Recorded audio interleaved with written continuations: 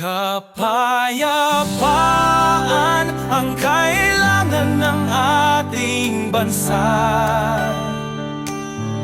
nang ang kahirapan ay hindi na lumalala.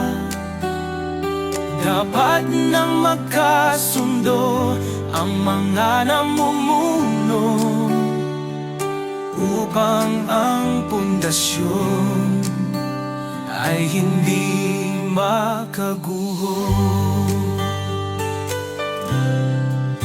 Bayan ng asikaso, hindi ang sariling mithiin. Problema ay lutasin, hindi dapat napalakihin. Mamamayan ay una, hindi bulsa ang punuin. Ang aming kahilingan ay huwag balewalain.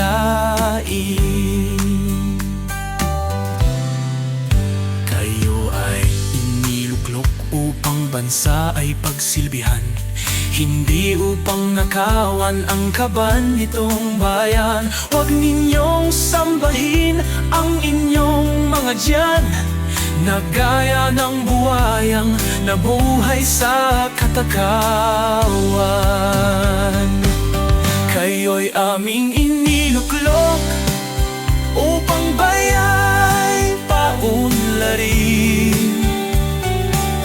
upang ang bawat pamilya'y may sapat na pagkain.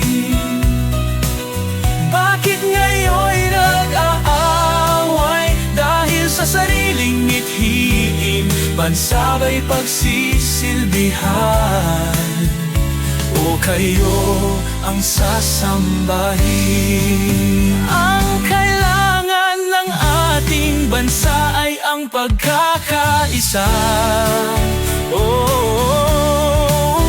Kapayapaan at hustisya ang maghari sa tuwina. Ito ang aming panawagan, kaya nagrally ang iglesia. Rally para sa kapayapaan nating bayang sinisinta.